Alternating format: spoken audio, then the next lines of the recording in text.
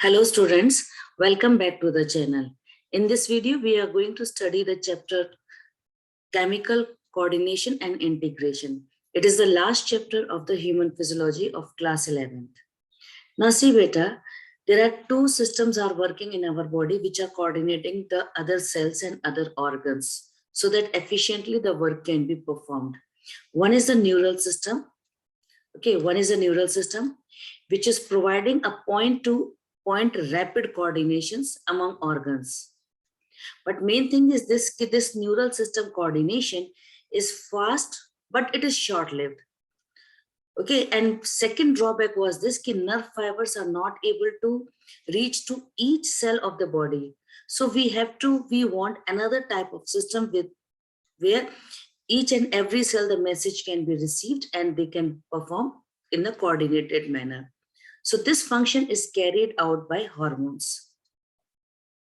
Okay, so neural system and endocrine system. So hormone is produced by the endocrine system. So these two systems in our body, one is your neural system, one is your endocrine system. These two systems, they coordinate and regulate many physiological functions of the body. Is it clear? So two systems are there. Neural system is fast but short-lived, and it is not able to reach each and every cell. So to work at the cell level, proper coordination and integration is required, which is done by the hormones secreted by the endocrine system. Now see beta, difference between the nervous system and endocrine system. Nervous system will release neurotransmitter, which will be released locally in response to the nerve impulse. But endocrine system will produce hormone which will be delivered to the tissue throughout the body, by blood. Then if you see nervous system is actually the neurotransmitter which are released, they are very close to the site, generally at the synapse area, okay? And immediately they'll bind to the receptors. But here in case of endocrine system, they are released, but the site of the action is very far from the site from where they are released. Generally, nervous system will target another neurons or muscle cells or gland cells. And endocrine system can target any cells throughout the body. Nervous system, I told you, it is fast. It is working within milliseconds. Endocrine system will be for seconds to hours also. And nervous system, it is only for short duration. And endocrine system is for long duration. Means it will be, effect will be for long time. So this is the basic two types of systems which we are in our body is working to coordinate all the functions properly. So our focus in our topic today will be on the endocrine system. Clear beta, we are focusing on the endocrine system. Now see, if suppose they have to coordinate between the two cells, then there are three methods are there. One is autocrine signaling. In autocrine signaling, the cell which is producing, it's activating the chemicals which are released. They are having the receptor on their own cell and they are activating their own cell only to produce more and more chemicals. Okay, this is generally seen with respect to our immune system. For example, you can say cytokines. They are the one which are released and they are stimulating the cells to produce more and more cytokines. Second is paracrine signaling. Paracrine signaling, it's also a type of a chemical signaling which is seen in the immune system. And here if you see the cell which is releasing the chemical, paracrine cell, the receptors are not present in the same cell, but it is in the nearby target cell. For this, if you can remember interferon, okay, let us assume this is a virus infected cell.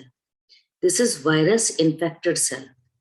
Okay, beta, this virus infected cell is releasing the chemicals. So these chemicals which are paracrine, we will call them as interferon. And they are going to the neighboring cell. So this neighboring cell is not infected by the virus, okay? It is, virus has not infected to it. So I'll just write not infected by virus. So it is entering inside that cell and it is making it viral resistant. So the chemicals, if you see, in these two methods which I've taught here right now, in this there is no, they are not for the long distance, they are only for the short distance. So paracrine signaling and autocrine signaling is for the local short distance, and the chemicals which they travel, it is traveling by the method of simple diffusion. But see down, in case of this, the chemicals which are produced, they will be moving from one place to another place by the help of the blood. So this blood is carrying them from one place to another place. So these hormones are known as circulating hormones. So these chemicals are known as circulating hormones because they are circulating and they are reaching to the target cells, which is very far on, and they are having the receptor for particular chemicals, and as a result, they will show the response. So in our body, 3 types of chemical signaling is working. One is your autocrine signaling, which is the chemicals which is released is making the cell to again release more chemical. Second is paracrine signaling, which is released by one cell, and by method of diffusion, it is reaching to the neighboring cell, having the receptor there, and finally it is the neighboring cell is developing a response with respect to that signaling. Third is an endocrine signaling. This is endocrine signaling, which is done with the help of a hormone, and these hormones are circulated by the blood capillaries. Okay, beta, so 3 types of signaling I try to explain you up till here. Now see beta, the endocrine glands which are producing hormone, they are pouring in the blood, which I have shown you the diagram. Why they are pouring in the blood? Reason is they don't have duct. It means they are ductless glands, and their secretion is called hormones. So we can say, actually, what is a hormone then? Hormone is a chemical, and this chemical is non-nutrient. It is not providing any nourishment. This is working as a messenger between the 2 cells and is produced in very less amount, very trace amount it is produced. And who is producing them? It is produced by endocrine glands, okay? And it will be released into the blood through the diagram we have already studied and transported to the distantly located target organs, okay? So as to produce the desired effect. Invertebrates, they are having simple endocrine system with very few hormones. Whereas vertebrates, if you see, they produce large number of chemicals. Okay, so vertebrate produce large number of chemicals which are known as hormones, and they are the one who are providing coordinations. So now we are going to study human endocrine system in detail here. Glands are there. If you see the diagram, you will find hypothalamus, which is known as master of master gland. It is master of master gland. Pituitary is known as master gland. Clear beta? So number 1 and number 2. Number 3, pineal. Pineal is the one which is responsible to set your biological clock, sleep and wake cycle. It is responsible for sleep and wake cycle.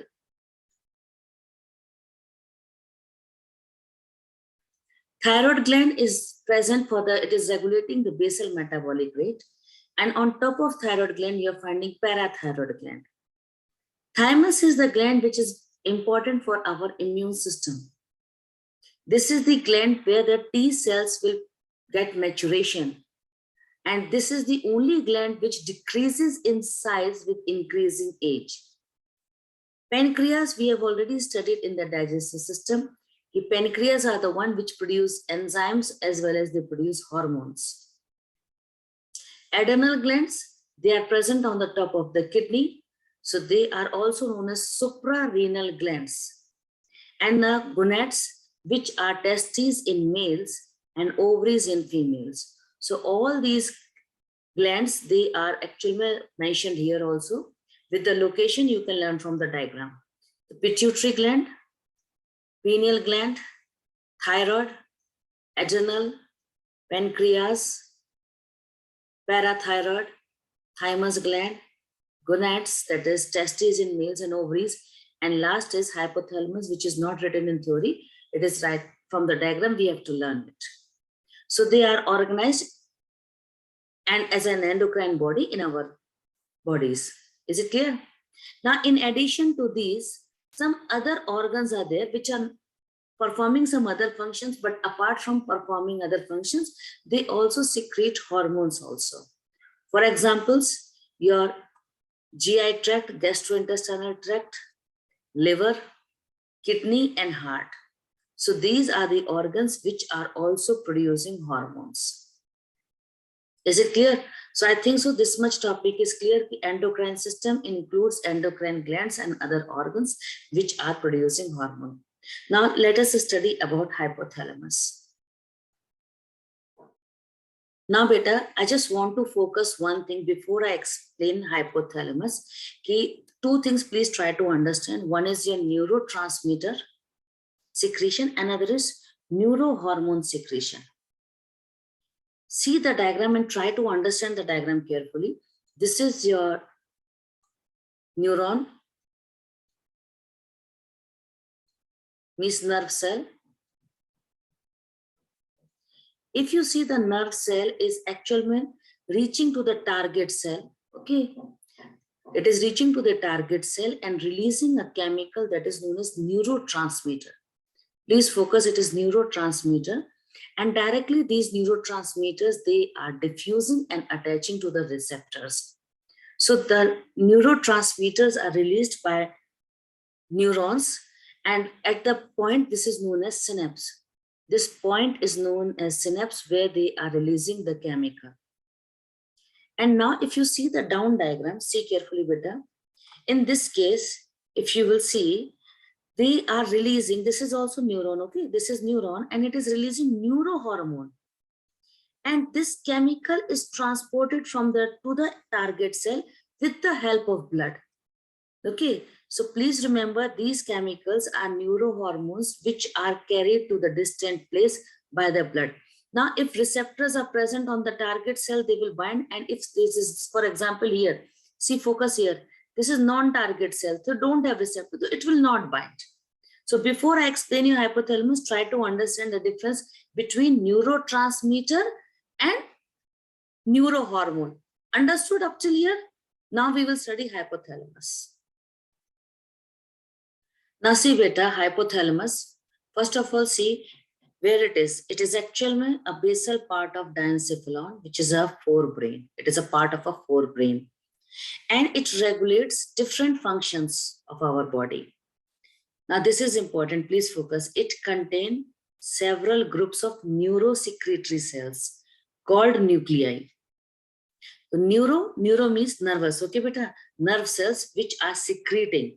So these are known as nuclei and they produce hormones which regulate the synthesis and secretion of pituitary hormones. That is why I told you that hypothalamus is known as master of master gland because it regulates the secretion of the synthesis and secretion of pituitary hormone. Is it clear? Now let me show you the diagram. Now beta, please focus beta. You can find the topic is easy. See, this is paraventricular nuclei. Focus beta, paraventricular nuclei. And this is supraoptic nuclei. And these are your neurosecretory cells. Our NCERT is telling the neurosecretory cells present in the nuclei. Okay. And if you see now, this is a hypothalamus. And hypothalamus is connected to the pituitary. Okay, this is pituitary, which is having two lobes, anterior lobe, and this is the posterior lobe of the pituitary. So I'll just write it here. This is posterior lobe of the pituitary.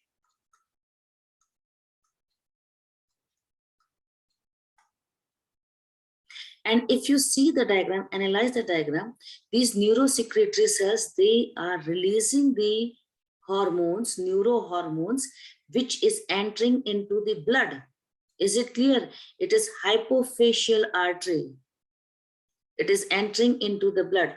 Okay, it is given in the diagram, only it is labeled. So let me just rub it and show it here better.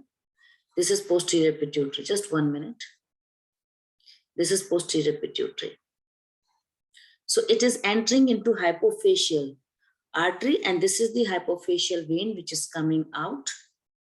From the posterior pituitary, the two hormones are coming, that is oxytocin and ADH, also known as vasopressin.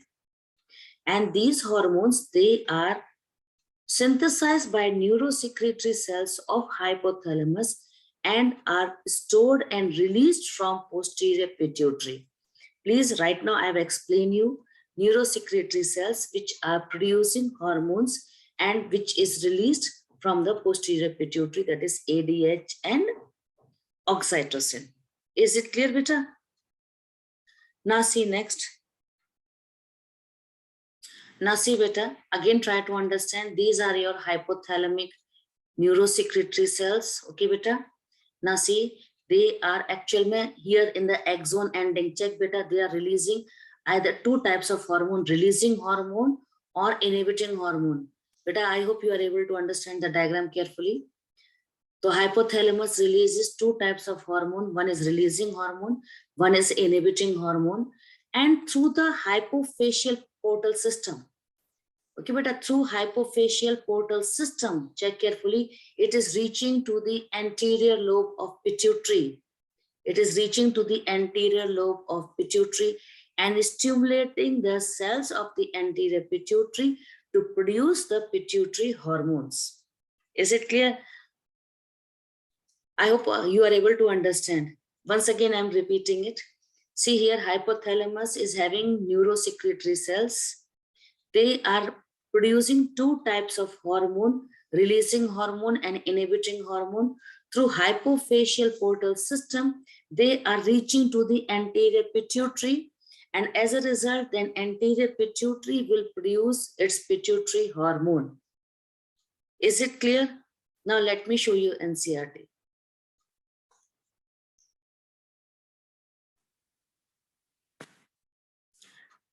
So now see beta, the hormone which is produced by hypothalamus is of two types.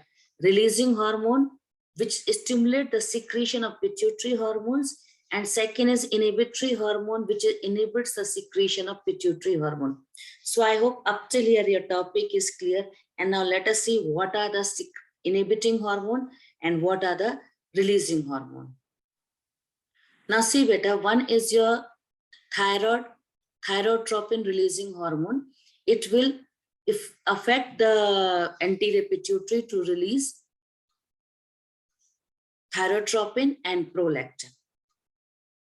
Another is corticotropin releasing hormone, which will stimulate corticotropin to release ACTH. Third is gonadotropin releasing hormone, which will help the pituitary to release two types of gonadotropin, that is FSH and LH. Fourth, growth hormone releasing hormone will stimulate the release of the growth hormone from anterior pituitary. Fifth, growth hormone inhibiting hormone, which is also known as somatostatin. It will inhibit the release of the growth hormone as well as TSH also. Sixth is prolactin releasing hormone, which will stimulate the release of prolactin from anterior pituitary. And seventh is prolactin inhibiting hormone, which will inhibit the release of prolactin. So our NCERT is focusing first gonadotropin releasing hormone from pituitary, and then they are explaining somatostatin. This is a case for the releasing, and somatostatin is for inhibiting effect. So now let us see NCERT better. Now see carefully, try to focus the board carefully better. They have given it one hypothalamic hormone, like example is your gonadotropin releasing hormone.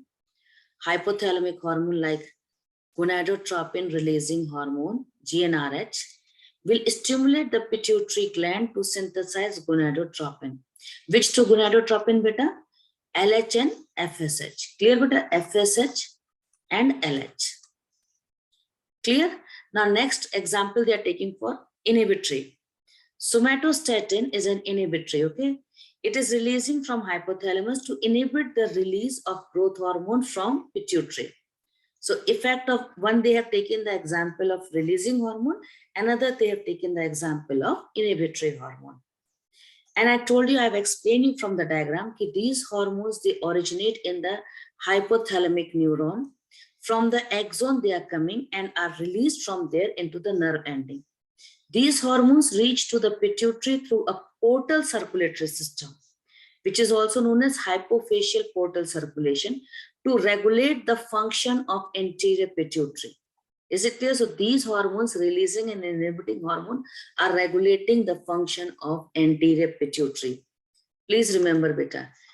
And posterior pituitary, already I tried to explain you that the posterior pituitary function is directly under the control of the neural control of the hypothalamus. If you remember the diagram which I've shown you, you can go and check back. The neurosecretory cells, they are directly, axon is reaching to the posterior pituitary and directly they are releasing the hormone from there. So I hope up till here your topic is clear. Let me show you the diagram which I've shown you. It is same from the NCERT also. So see beta, these are your hypothalamic neuron, which are secreting the neurohormone. Axon terminal, it is coming into the blood, okay? And from here, it is through hypophyseal portal circulation. Clear beta? It is coming to the anterior pituitary so that anterior pituitary can produce its hormone. But if you see, the neuron directly is coming to the posterior pituitary. To the posterior pituitary, it is coming directly. I hope up till here your concept is clear. In the next video, we are going to study about the pituitary gland. Thanks for watching.